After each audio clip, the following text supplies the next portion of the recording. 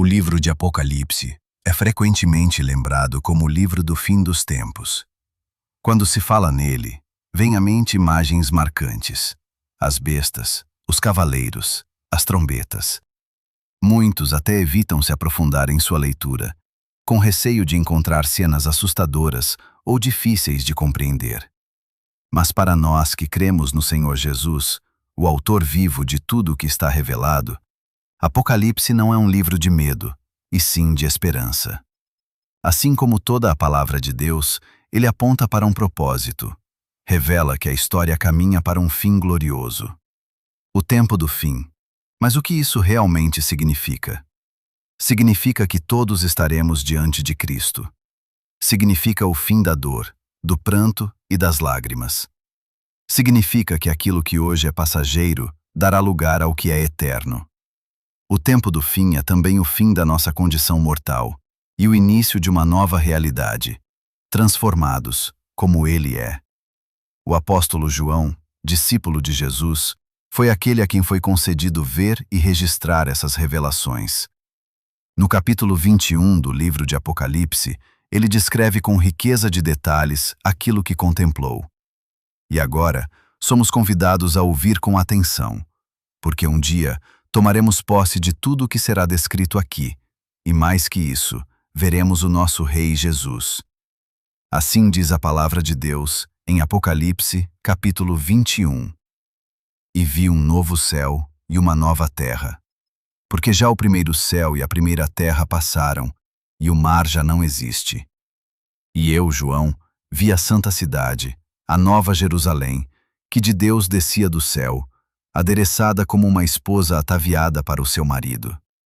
E ouvi uma grande voz do céu que dizia: Eis aqui o tabernáculo de Deus com os homens, pois com eles habitará, e eles serão o seu povo, e o mesmo Deus estará com eles, e será o seu Deus.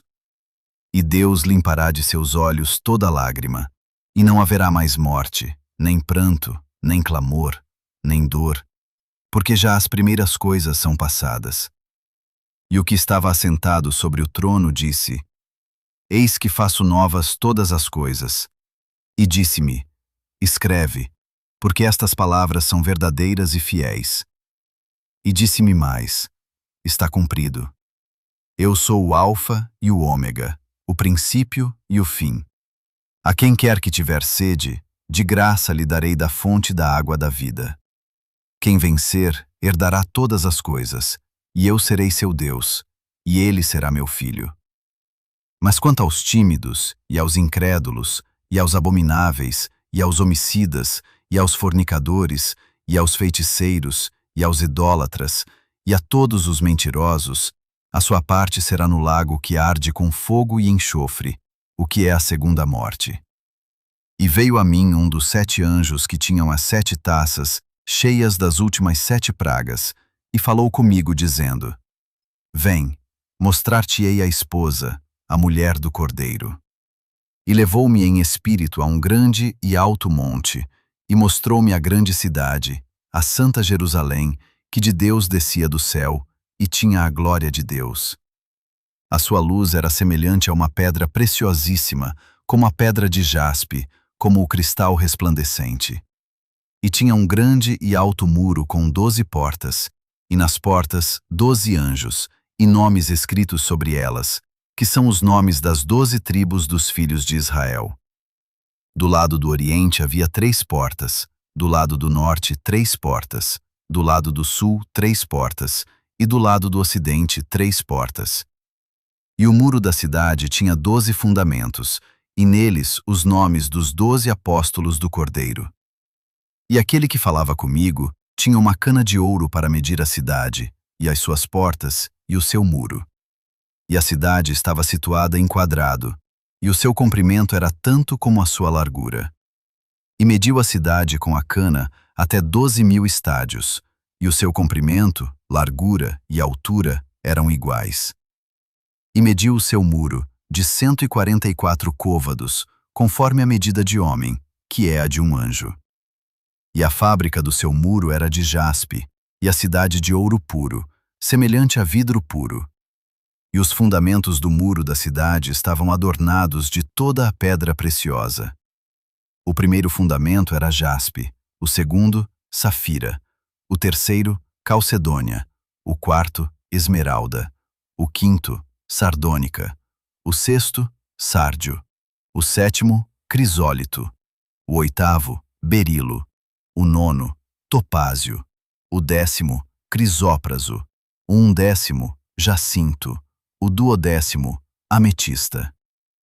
E as 12 portas eram 12 pérolas. Cada uma das portas era uma pérola, e a praça da cidade era de ouro puro, como vidro transparente.